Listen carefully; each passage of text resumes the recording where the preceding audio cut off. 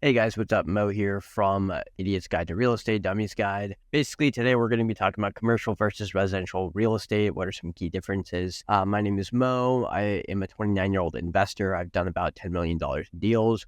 This has resulted in about 45 units in Ohio and 33,000 square feet of retail in Phoenix. I've worked partners. I used to work at a large multifamily private equity shop called Greystar, where I did property management for about 1,100 units. So let's talk about some of the different types of properties. You have residential and you have commercial. Residential is very different in the terms of lenders, legal stuff, and we're going to talk about why that is. So first off, residential real estate is anything under 4 units. So these include single family homes, multifamily 2 to 4 units, anything over 5 is considered commercial. You have condominiums, which are similar to apartments, but they're for sale, and then you have townhouses as well. In commercial real estate, you'll have traditional buildings like office buildings where you think about retail buildings like with storefronts, industrial properties. You'll have multifamily properties, which are like large apartment buildings. And apartment buildings aren't necessarily what you picture in your mind if you think of like a sexy high-end apartment building, but it could also be like, like a small sixplex apartment building or like 5 duplexes in one row. That could be considered an apartment building as well. You'll have hotels, you'll have multi-use developments, so what we call mixed use in the industry. The investment purpose is very different because generally speaking, the investor profile of a residential real estate person might be, someone who just wants to buy it for a good investment purpose. It's for housing.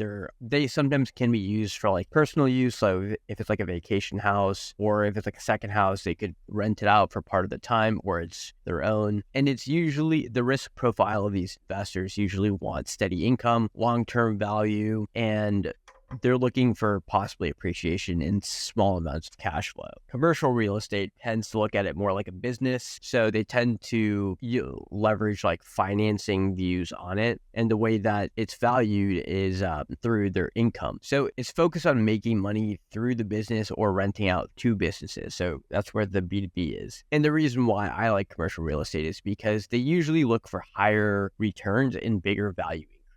So what I mean by that is right now, if you are going to buy a single family home, right, the chances of the single family home increasing in value really depend on the neighborhood that it's situated in. For example, if you bought a house in Austin, Texas, like during 2021 when everything was going crazy, you saw your equity on paper increase. So you bought a house for $500,000, it skyrocketed to $850,000. You in theory made $350,000, but you personally did not contribute anything to that large increase. It's only because of the market. And then now, as the market has kind of softened in Austin, then your house that was once valued at $850,000 may now be worth $600,000 or something like that. So it really ebbs and flows. With commercial real estate, the value is through the income approach. Going back to the example in Austin, your neighbor's house, if that's sold, that creates a brand new comp for the neighborhood. And you have a couple different things of replacement cost, which is what it'll cost to build, and then comps. So if you have a 3.2 in Austin, then the next benchmark would be another 3.2. In commercial, it's all based on how much money the building makes. So say the building is producing $100K per year in net income. So this is before debt service. It is going to be based on a multiple of that $100,000 of whatever the income is. So in simple math, if something is making $100,000 and you multiply it by 10, so call it like a 10% cap rate or a 10x multiplier, then the value in theory should be $1 million. Say you increase that from $100K to $200K, then you've increased the value from $1 to $2 million, assuming the same 10x or 10 cap multiple. So this is how you can create significant amounts of leverage. The way that financing works is that in residential real estate, you have a lot longer terms. So you might have, 15, 30-year fixed is pretty simple. And the issuers of these loans are usually regular home loans. So we call them conventional home loans. There's FHA for first-time buyers. So you can put down as little as 3.5%. There's also VA loans where you can put down 0%. And I think that we've talked about this in an earlier video. With commercial real estate, you'll have business property loans. So these are often shorter term, higher rates You'll have SBA loans, so you can put down lower, so it's like as little as 10%, but that assumes that you'll be occupying at least 51% of the space. You can have special loans for big properties, so you could have alternative private debt, and then you could also have complex loans that mix debt and ownership, so we call them mezzanine debt, pref equity. Within the cap stack, they're very similar. So residential real estate, it's very different in terms of lease structures. You'll use a residential lease is what you think of. So, 6 to 24 months, month to month, simple lease agreements. Tenants usually pay utilities, they pay rent. Maybe you'll have to maintain the pool or whatever yard. In commercial real estate, I'm not counting apartments in this. Apartments are more so in residential real estate, even though it's classified and valued as commercial real estate. In industrial or in retail, you'll have longer leases. So most of the things are at least 3 to 5 years. 5 is on average from what I've seen. They'll have more complex leases. So what a triple net lease is, it's a lease where the landlord pays for nothing aside from capital expenditures, and the actual maintenance of the property comes from the tenant's pockets, or they'll contribute to what's common area maintenance. So it's very complex. Obviously, the leases take longer because you'll have to factor in lawyers and increase your legal fees. Every 5 years, usually there's a thing called like a rent option. So you'll have the option to renew your rent at X% fixed cost. So that is very different from residential real estate. In terms of legal and regulatory issues, residential real estate, the Fair Housing Act is important. The Fair Housing Act basically makes it so that you can't legally discriminate against anyone, against their race, income, gender, religion, anything like that. You have state laws about landlords and tenants, and the zoning is usually a lot simpler. So usually residential can pop up anywhere.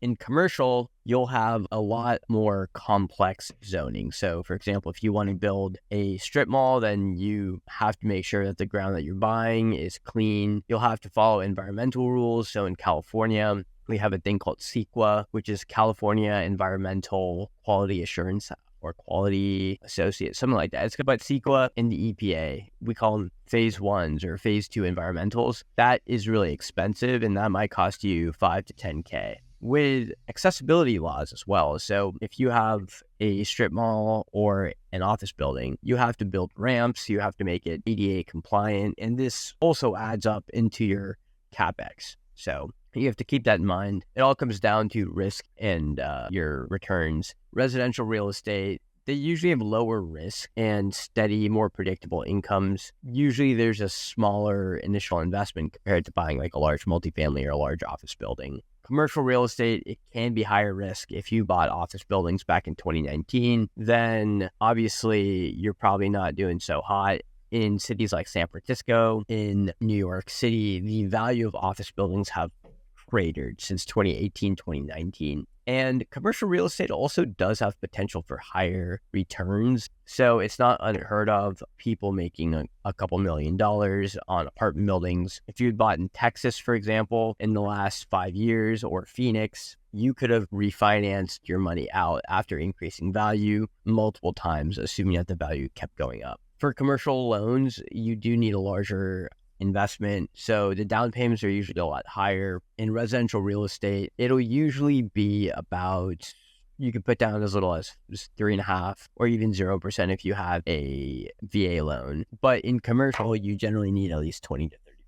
Also in commercial, your legal costs are a lot higher too. My personal experience is that my multifamily properties have been good and bad times. In retail, you'll have a lot more vacancy for longer periods of time. The reason for this is because imagine you have a strip mall, and strip malls are very dependent on location. Within retail or commercial, you might have something called TIs or tenant improvements, where you have to pay for the tenant to actually occupy that space. So in the strip mall example, for example, say you have a vacant space that was previously used as a restaurant. Ideally, the leasing would be another restaurant. But if it was like an Asian restaurant and now you want to turn it into a Mexican restaurant, that's going to cost money to add in some paintings, have some decor.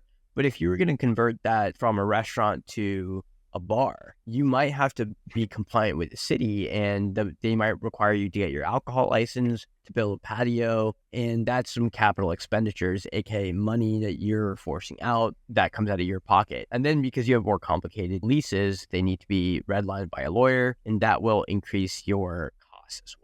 You can do very well in either. You need to understand these differences, and that's kind of the key to investing in real estate. Each type has its own challenges and rewards. Many investors start out with what they know, which is multifamily, and then they expand as they learn more. I've only done one retail deal, and that's because I have a mentor who's in the deal with me. I hope that you've enjoyed these. So I do have a gentleman's agreement with my audience. Please check out my book called The Mo Money Manifesto for more detailed strategies. It is on Amazon. You can get it. Like and share if you found this video helpful. Comment below if you have any questions, and subscribe to my email newsletter.